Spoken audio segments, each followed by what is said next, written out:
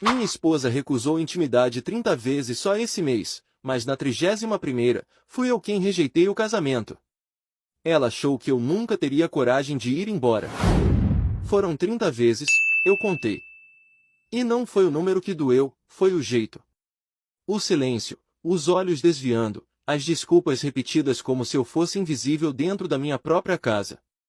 Mas na 31ª vez, bem, foi ali que tudo virou. 30 rejeições em um único mês. Eu sei porque comecei a contar depois da 15ª vez em que ela se virou na cama e me rejeitou. Você pode pensar que isso me torna patético, mas aqui está o que realmente aconteceu. Eu descobri que era casado com alguém que não tinha o menor respeito por mim como homem. Começou de forma aparentemente inofensiva. Eu me aproximava à noite, e ela vinha com a clássica, tô cansada, ou hoje não, tô com dor de cabeça. Coisas normais que acontecem em casamentos, certo? Errado. Isso não era um cansaço ocasional. Era um desligamento sistemático da nossa conexão física. E eu era cego demais para perceber o padrão, até começar a registrar tudo. O aplicativo no meu celular virou meu termômetro de realidade. Cada rejeição, cada desculpa, cada vez que ela me fazia sentir que querer a minha própria esposa era algo irracional. Muito estresse no trabalho. As crianças podem ouvir. Acabei de tomar banho. Tô perto de menstruar. Talvez eu vá menstruar. Acabei de menstruar. A criatividade dela era até impressionante. Mas o que realmente abriu meus olhos não foi só a frequência, foi a atitude dela durante essas rejeições. Sem um pedido de desculpas. Sem sequer reconhecer que aquilo podia me afetar. Nenhuma sugestão de mais tarde ou quem sabe amanhã. Apenas um desprezo frio e direto, como se eu fosse um estranho fazendo um avanço inconveniente. O ponto de ruptura veio em uma manhã de sábado. Sem estresse do trabalho. Sem crianças por perto. Tínhamos tido uma semana razoável, sem brigas sérias. Eu pensei, talvez agora a gente consiga se reconectar. Me aproximei com carinho genuíno, não só desejo físico. Eu queria que a gente se sentisse próximo de novo. Ela nem levantou os olhos do celular. Sério? Agora? Eu ia lavar roupa. Como se dobrar camisetas fosse mais importante do que seu marido, com quem ela estava casada há 8 anos, tentando manter a intimidade no relacionamento. Foi aí que algo dentro de mim virou uma chave.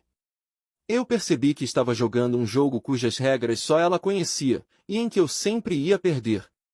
Eu estava vivendo como um monge dentro da minha própria casa, pisando em ovos, com medo de expressar desejos normais, porque tudo o que me esperava era um revirar de olhos ou um suspiro impaciente. Na 31ª vez que me aproximei dela, tudo mudou. Não porque ela finalmente disse sim, ela me deu exatamente a mesma resposta indiferente que vinha aperfeiçoando ao longo do mês. Mas dessa vez, ao invés de recuar para o meu canto como um cachorrinho derrotado, eu tomei uma decisão que mudaria o rumo do nosso casamento para sempre. Olhei nos olhos dela e disse algo que nunca tinha dito antes. Isso não está funcionando mais. Sem raiva. Sem súplica. Apenas um fato.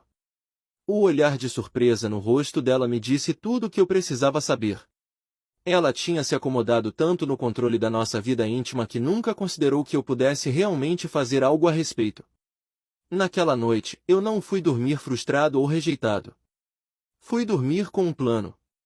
Porque finalmente entendi que respeito não é algo que se implora ou se reconquista aos poucos. Respeito é algo que se impõe, ou não se tem. E eu estava farto de viver sem isso. Na manhã seguinte, não fingi que estava tudo normal. Nada de conversinha durante o café, nada de perguntar sobre os planos do dia. Sentei em frente a ela na mesa da cozinha e abri o aplicativo no celular. A gente precisa conversar sobre o que está acontecendo no nosso casamento. Mostrei a tela com 30 rejeições registradas. Apenas no último mês. A reação dela foi exatamente como eu imaginei. Primeiro, uma risadinha sarcástica. Você tá contando isso? Isso é meio assustador. Clássica tática de desviar o foco, me transformar no problema por ter notado o padrão, ao invés de encarar o padrão em si. 30 vezes em 31 dias. Continuei, sem cair na armadilha. Isso não é coincidência. É uma escolha que você tem feito, de forma constante. Ela mudou de estratégia rapidinho. Olha, casamento não é só isso. Existem outras formas de intimidade. Outro clássico. Reformular a conversa para que minhas necessidades pareçam superficiais, ignorando completamente a questão central, rejeição e desrespeito. Você tem razão. Eu disse. Casamento não é só isso. Também é respeito, consideração, e não fazer seu parceiro se sentir indesejado dentro da própria casa. Me diz, quando foi a última vez que você iniciou qualquer tipo de carinho físico comigo? O silêncio dela durou o suficiente para responder a pergunta. Ela não conseguiu responder. Porque a resposta era, nunca. Ela se acomodou em receber tudo o que eu oferecia, sem devolver absolutamente nada. Isso é ridículo, ela disse por fim. Eu não deveria ter que agendar intimidade. Isso tem que acontecer naturalmente. A ironia foi absurda. Ela vinha sistematicamente bloqueando qualquer possibilidade de algo natural acontecer por meses, e agora queria me dar uma aula sobre espontaneidade? Não tem nada de natural entre nós há muito tempo, respondi. O que tem sido natural é você me tratar como um incômodo sempre que eu tento me conectar com você, física ou emocionalmente. Foi aí que a máscara dela caiu de vez. Talvez se você não fosse tão carente o tempo todo, eu até teria vontade de ficar perto de você. É exaustivo ter alguém constantemente querendo algo de mim. E ali estava. A verdade é que ela vinha escondendo atrás de todas aquelas desculpas educadas. Eu não era seu marido na cabeça dela. Eu era um peso. Alguém cujos desejos eram, por natureza, incômodos para ela. Alguém por quem ela passou a sentir ressentimento só por querer um mínimo de intimidade dentro do nosso casamento. Carente, é? Repeti para ela. É assim que você chama um marido que quer ter intimidade com a própria esposa? Carente? E ela dobrou a aposta. Sim, na verdade. A maioria das mulheres não gosta de se sentir pressionado o tempo todo. Talvez você devesse aprender a ler melhor o ambiente. A conversa poderia ter acabado aí. Eu poderia ter pedido desculpas, prometido mudar, implorado para que ela me ajudasse a salvar o relacionamento. Provavelmente era isso que ela esperava. Era o que ela me condicionou a fazer ao longo de meses. Mas, em vez disso, eu fechei o celular e encarei ela diretamente. Você tem toda a razão. Eu fui carente. Estive carente de respeito, de alguém que claramente não tem nenhum por mim. Estive carente de consideração, de alguém que enxerga meus sentimentos como um incômodo. Mas aqui está o que vai mudar. O sorriso confiante desapareceu do rosto dela. Ela percebeu algo diferente no meu tom. Eu terminei. A partir de agora, não preciso mais de nada vindo de você. Este casamento acabou. Não porque você não quer fazer amor comigo, mas porque você me mostrou exatamente o que pensa de mim como pessoa, e agora, eu finalmente acredito em você. Pela primeira vez em meses, ela ficou sem palavras. A mulher que sempre tinha uma resposta na ponta da língua, uma desculpa pronta, uma forma de inverter o jogo, agora não conseguia dizer nada. Ela percebeu que tinha ido longe demais, revelado demais, e que não dava mais para voltar atrás. O choque no rosto dela era quase cômico. Ela me olhava como se eu tivesse acabado de anunciar que ia me mudar para Marte. Isso não fazia parte do roteiro dela. No mundo dela, eu deveria pedir desculpas por trazer à tona o assunto da intimidade, prometer ser mais compreensivo e rastejar de volta para o meu canto. Você não pode estar falando sério, ela disse, com a voz de repente mais baixa. Você vai acabar com o nosso casamento por causa da falta de intimidade? Não, corrigi. Estou acabando com o nosso casamento porque você me mostrou que não tem o menor respeito por mim como seu marido. O problema da intimidade só tornou isso impossível de ignorar. Ela se levantou de repente, andando até a janela. Eu conseguia ver o cérebro dela funcionando, procurando algum ângulo que a colocasse de volta no controle. Isso é loucura. Você está tendo algum tipo de surto. Casamentos passam por fases. Isso não é permanente. Você tem razão em uma coisa, eu disse. Isso não é permanente. Eu vou dar entrada no divórcio ainda essa semana. Isso fez ela congelar. Ela se virou num estalo. Você já decidiu isso sem nem tentar resolver? A audácia era inacreditável. Tentar resolver. Eu vinha tentando resolver isso há meses. Cada conversa. Cada tentativa de me reconectar. Cada vez que eu tentava abordar o problema, ela me ignorava. Ela deixou muito claro que minhas necessidades não importavam para ela. Ela mudou de tática de novo. De repente, ela era vítima. Eu não fazia ideia de que você se sentia assim. Você nunca me disse que era tão sério. Eu te disse constantemente. Você só não se importava o bastante para ouvir. Então veio a cartada do desespero. Ela se aproximou, baixando a voz para aquele tom que usava quando queria alguma coisa. Olha, talvez eu tenha estado distante ultimamente. O trabalho tem sido estressante. Mas a gente pode consertar isso. A gente não precisa jogar fora 8 anos de casamento. 8 anos de quê, exatamente? Porque olhando para trás, eu não consigo lembrar a última vez que você me tratou como alguém com quem realmente queria estar casada. Ela estendeu a mão para pegar a minha. E eu a afastei. A rejeição ficou estampada no rosto dela. E por um instante, eu quase senti pena. Quase. Não faz isso, ela disse. Não toma uma decisão permanente por causa de um problema temporário. Temporário. Eu ri. Você tem se desligado desse casamento há mais de 1 ano. A única coisa temporária aqui foi o tempo que eu levei para aceitar a realidade. Foi aí que ela jogou a carta final. E as crianças? Você vai destruir a família delas porque não está fazendo amor o suficiente? As crianças merecem ver o que é um relacionamento saudável.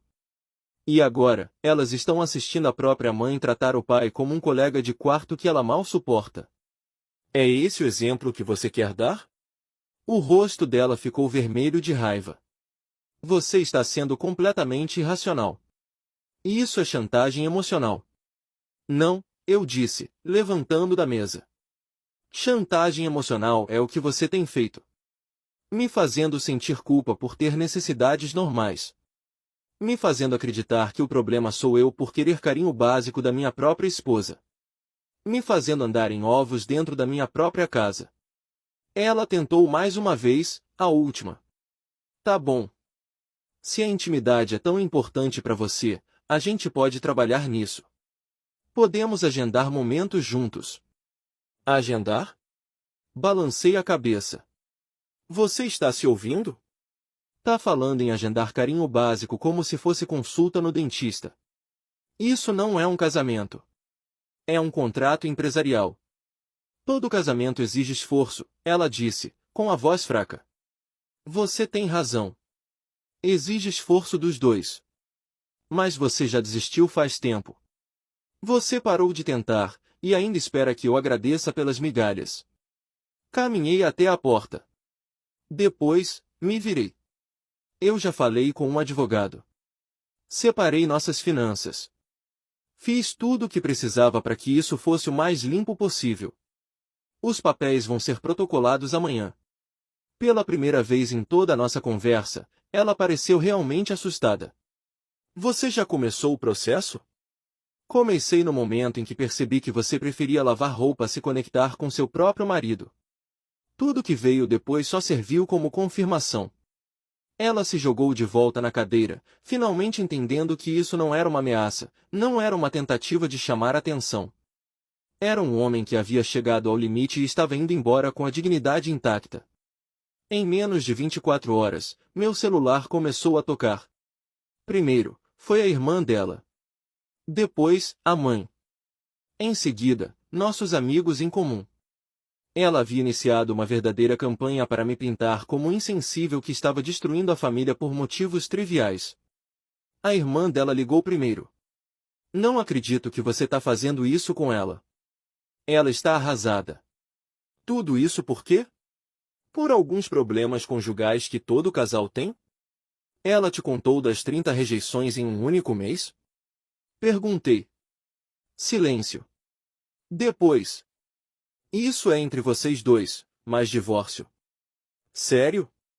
E o que você faria se seu marido te tratasse com total indiferença por meses e ainda te chamasse de carente por querer um pouco de carinho? Outro silêncio. Olha, talvez vocês precisem de terapia. Sugere isso 6 meses atrás. Ela disse que nossos problemas não eram graves o suficiente para isso. Aparentemente, só se tornaram graves agora que eu decidi ir embora.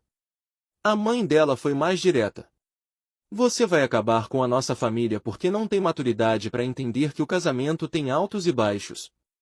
Você tem razão. Casamento tem altos e baixos. Mas respeito não é opcional. Você continuaria casada com alguém que te trata como um incômodo? Ela está há mais de um ano passando por uma fase difícil no trabalho, e isso dá a ela o direito de me tratar como lixo? Os amigos foram os mais interessantes. Casais amigos nossos que nos viam com frequência. Alguns admitiram que tinham notado o clima, o jeito como ela me desprezava em público, o modo como falava de mim como se eu nem estivesse ali. Mas a maior surpresa veio de onde eu menos esperava. A melhor amiga da minha esposa me ligou diretamente. Eu sei que ela está com raiva de mim por dizer isso, mas alguém precisa te contar a verdade. Ela vem reclamando de você há meses. Não só da parte íntima, de tudo. O jeito que você come. O jeito que você assiste TV. O jeito que você tenta marcar encontros. Tudo te irrita. Ela disse que se sente presa. Essas foram as palavras dela, presa. Que casou jovem demais e perdeu experiências. Tem falado sobre como seria a vida dela se estivesse solteira de novo. As peças começaram a se encaixar. Isso não era estresse no trabalho. Não era uma fase. Era uma mulher que tinha se desligado emocionalmente do nosso casamento há meses, mas era confortável demais com a estabilidade que eu proporcionava para realmente sair. Por que você está me dizendo isso? Perguntei. Porque o que você está fazendo exige coragem. A maioria dos homens aceitaria ser tratado assim para sempre. Ela tem te usado como rede de segurança enquanto fantasia com outra vida. E isso não é justo nem com você, nem com ela. Quando cheguei em casa naquela noite, minha esposa me esperava com uma nova estratégia. Tinha preparado o jantar, acendido velas e estava usando o vestido que comprei para ela no nosso último aniversário. Estive pensando sobre a nossa conversa, ela disse, tentando soar sedutora. Talvez eu realmente tenha te deixado de lado. Me deixa te mostrar o quanto você significa para mim. Foi quase ofensivo. Depois de meses de rejeição, depois de me chamar de carente, depois de desprezar completamente minhas necessidades. Ela achou que um jantar à luz de velas ia apagar tudo? É exatamente disso que estou falando, eu disse, sem nem me sentar. Você acha que pode ligar e desligar o afeto como se fosse um interruptor, quando for conveniente. Isso não é sobre uma noite romântica. É sobre um padrão de desrespeito que você só quer mudar agora que surgiram consequências. Eu tô tentando, ela disse, com a voz começando a falhar. Você está tentando me manipular. É diferente. Cadê esse esforço no mês passado, quando eu ainda estava tentando salvar o nosso casamento? Ela começou a chorar. Eu sei que errei. Mas as pessoas erram. Você não pode jogar fora tudo o que construímos. Eu não tô jogando fora. Você já jogou. Eu só tô aceitando isso agora. Por favor, não faz isso. Eu juro que vai ser diferente. Diferente como? Você vai agendar intimidade 2 vezes por mês ao invés de nunca? Vai me chamar de carente só uma vez por semana ao invés de todo dia? Ela não teve resposta. Porque nós dois sabíamos que ela não podia prometer uma mudança real. Ela podia prometer um comportamento diferente por um tempo, para evitar o divórcio. Mas ela não podia prometer me respeitar. Ou me desejar como uma esposa deveria. Os papéis já foram entregues. Eu disse. Essa conversa acabou. Enquanto eu me afastava, ouvi ela dizer algo que confirmou tudo o que eu já suspeitava. Tudo bem. Mas não vem rastejar de volta quando perceber o que está perdendo. Mesmo na derrota, ela não conseguiu resistir a uma última tentativa de me fazer sentir que eu estava cometendo um erro. Foi nesse momento que eu tive certeza absoluta de que estava fazendo a escolha certa. O processo de divórcio avançou mais rápido do que ela esperava. Eu tinha feito meu dever de casa, documentado tudo, preparado cada detalhe para que não houvesse surpresas. Ela ficou esperando que eu mudasse de ideia. Que eu voltasse, implorando por reconciliação. Mas em vez disso, cada interação nossa era fria, objetiva, final. 3 semanas depois, ela tentou sua jogada mais desesperada. Cheguei em casa e encontrei ela de lingerie, música tocando, todo o cenário de sedução que ela nunca se importou em criar durante nosso casamento. Eu sinto sua falta, ela disse, se aproximando. Sinto falta de nós. Você não sente falta do que a gente tinha? Do que a gente tinha? Olhei ao redor do cômodo, decorado especialmente para aquela encenação. Quando exatamente a gente teve algo assim? Por que eu não me lembro de você ter colocado esse tipo de esforço no nosso relacionamento quando isso realmente importava? Eu sei que não fui a melhor esposa, mas eu posso mudar. Quero mudar. Você quer mudar porque agora há consequências. Isso não é o mesmo que realmente mudar. Ela se aproximou ainda mais. Me deixa provar. Me dá mais uma chance. Dei um passo para trás. Você teve centenas de chances. Cada dia que eu tentei me conectar com você foi uma chance. Cada conversa em que eu dizia que me sentia rejeitado foi uma chance. Cada vez que sugere que a gente buscasse ajuda, foi uma chance. Você escolheu ignorar todas elas. Mas agora é diferente. Eu entendi. Você entendeu que está prestes a perder a vida confortável que tinha. Isso não é o mesmo que entender o quanto você me tratou mal. Ela começou a chorar de novo, mas dessa vez, parecia ensaiado. Eu te amo. Eu sei que não demonstrei bem, mas eu te amo. Amor não é um sentimento que você esconde e só revela quando está prestes a perder alguma coisa. Amor são ações. Escolhas diárias. Comportamento consistente. Você me mostrou o que é o seu tipo de amor, e eu não quero mais fazer parte disso. Então é isso. 8 anos de casamento não significam nada para você. Significam tudo para mim. Por isso mesmo eu não vou desperdiçar mais 8 anos esperando que você vire alguém que não é. Ela tentou uma última tática.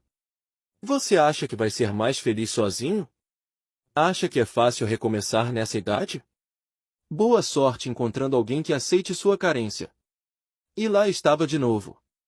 Mesmo na última tentativa de me reconquistar, ela não conseguiu resistir a atacar meu caráter. Esse era o verdadeiro eu dela, por trás das promessas vazias e das lágrimas programadas. Sabe o que eu respondi? Talvez você tenha razão. Talvez eu fique sozinho. Mas prefiro estar sozinho com o meu amor próprio do que casado com alguém que acha que querer carinho básico me torna patético. Eu nunca disse que você era patético. Você não precisava dizer. Você me mostrou.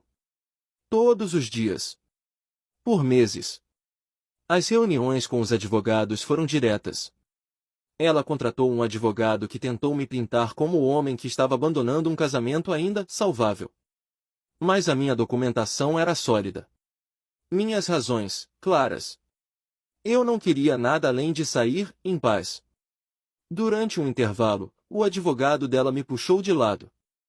Sua esposa está disposta a tentar terapia. Ela quer fazer mudanças significativas para salvar o casamento. Ela teve 1 ano para tentar terapia. Recusou. Agora só está disposta porque a alternativa é perder a vida que eu estava sustentando para ela. Você não acha que deve isso ao seu casamento? Não. Eu devo a mim mesmo parar de aceitar um tratamento que nenhuma pessoa com respeito próprio deveria tolerar. Os papéis finais saíram numa sexta-feira. Ela me ligou naquela noite, não estava mais com raiva. Só derrotada. Espero que você esteja feliz, ela disse. Eu não tô feliz. Tô aliviado. E isso faz toda a diferença. Eu realmente te amei. Talvez tenha amado, do seu jeito. Mas o seu jeito de amar alguém é destrutivo para quem recebe e exaustivo para quem sente.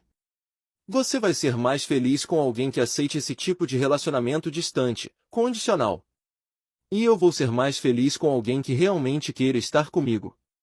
Ou sozinho. As duas opções são melhores do que continuar casado com alguém que vê meus sentimentos como um incômodo. Desliguei o telefone e sentei na minha casa silenciosa. Foi aí que percebi algo importante. Pela primeira vez em mais de um ano, eu senti a paz. Nada de pisar em ovos. Nada de me perguntar se aquela noite seria mais uma rejeição. Nada de analisar cada conversa para ver se, sem querer, a irritei. Só paz. Eu finalmente estava livre para encontrar alguém que valorizasse o que eu tenho para oferecer, ao invés de me ressentir por eu oferecer. 6 meses depois, encontrei com ela no supermercado. Ela parecia cansada.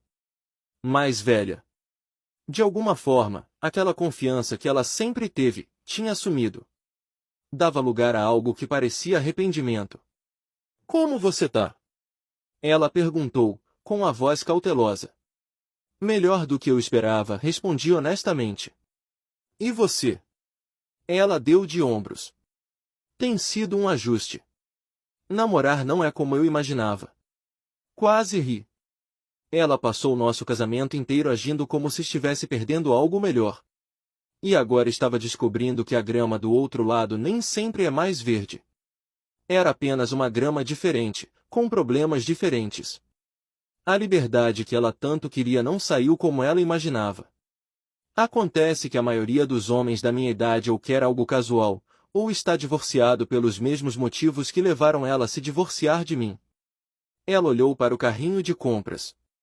Continuo conhecendo caras que acham que eu deveria estar grata por um esforço mínimo. A ironia era perfeita. Ela deixou um casamento onde era tratada com respeito e consideração porque se sentia presa. E agora estava no mundo dos encontros, cercada por homens que lhe davam exatamente o mesmo tipo de tratamento que ela dava a mim. Sinto muito por ouvir isso, eu disse, e dessa vez, era verdade. Você está com alguém? Estou, sim. O rosto dela mudou. Sério? Sério o suficiente. Ela é tudo aquilo que eu nem sabia que estava sentindo falta. Como assim? Ela realmente quer passar tempo comigo. Carinho físico não é algo que eu preciso implorar ou agendar. Ela valoriza meu esforço, ao invés de tomá-lo como garantido. Coisas básicas, que deveriam ser normais em qualquer relacionamento. Eu via no olhar dela que estava processando aquilo tudo. Provavelmente comparando com o modo como ela mesma reagia quando eu tentava oferecer isso a ela. Cometi muitos erros, ela disse em voz baixa. Nós dois cometemos. A diferença é que eu aprendi com os meus. Eu sei que você provavelmente não quer ouvir isso, mas, agora eu entendo que perdi. Você era um bom marido. Eu só não conseguia enxergar isso naquela época. Eu fui um bom marido para alguém que não queria um marido. E isso simplesmente não é sustentável. Você acha que a gente teria dado certo, se eu tivesse sido diferente antes? Pensei um pouco. Talvez. Mas você não foi diferente antes, e esse era o seu verdadeiro eu. Eu não posso construir um casamento com base na esperança de que a outra pessoa um dia vire quem ela nunca foi. Mas eu mudei. Passar por tudo isso me ensinou o que eu realmente quero. Ótimo. Isso vai te ajudar no seu próximo relacionamento. Ela pareceu surpresa. Você não tem interesse em tentar de novo? Não. Hoje eu estou com alguém que me quis desde o primeiro dia, não alguém que precisou me perder para perceber meu valor. Isso faz toda a diferença. Enquanto me afastava, senti algo que não esperava, pena. Não por aquilo que ela havia perdido, mas por tudo aquilo que ela nunca soube que tinha. Ela passou o nosso casamento inteiro procurando motivos para estar insatisfeita, em vez de valorizar o que estava bem na frente dela. 3 meses depois, recebi uma mensagem da irmã dela. Minha ex-esposa estava noiva de um cara que conheceu em um aplicativo de namoro. Segundo a irmã, ele não tem nada a ver com você, o que provavelmente é melhor para os dois. Mostrei a mensagem para minha namorada. Ela riu. Boa sorte para ela. Algumas pessoas só aprendem do jeito mais difícil. Naquela noite, enquanto assistíamos a um filme no sofá, ela se aconchegou em mim, sem que eu pedisse, sem que eu cobrasse. Sem rejeição. Sem desculpas. Sem me fazer sentir culpado por querer proximidade. Apenas carinho natural, entre duas pessoas que genuinamente gostam da companhia uma da outra. Obrigado, eu disse. Pelo quê? Por querer estar comigo. Por me lembrar como é bom se sentir valorizado.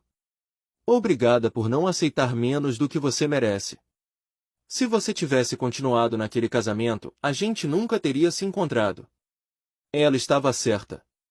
A melhor decisão que eu já tomei não foi lutar mais por um casamento que já estava morto. Foi me afastar de alguém que não valorizava o que eu oferecia, e encontrar alguém que valorizava. Minha ex-mulher me ensinou uma lição importante. Só não foi a lição que ela pretendia ensinar. Ela me ensinou que autorrespeito não é negociável. Que amor sem respeito é apenas conveniência disfarçada. E que às vezes, a atitude mais corajosa que você pode ter é parar de tentar consertar algo que nunca foi feito para funcionar. Nunca agradeci a ela por essa lição. Mas, de certa forma, as 31 rejeições foram a melhor coisa que já me aconteceu. Me forçaram a parar de aceitar migalhas. E a começar a exigir o banquete que eu merecia. Comentário: Reddit. O casamento moderno, onde o marido precisa de um aplicativo para registrar quantas vezes foi ignorado, e a esposa acha que dobrar camiseta vale mais que a conexão do casal. No fim, ela só descobriu o valor dele quando perdeu o conforto de ter um marido automático em casa. Triste? Talvez. Irônico? Com certeza. Moral da história: não espere a 31ª rejeição para lembrar que você merece mais que migalhas. Curte, comenta e se inscreve, ou vai deixar para depois também.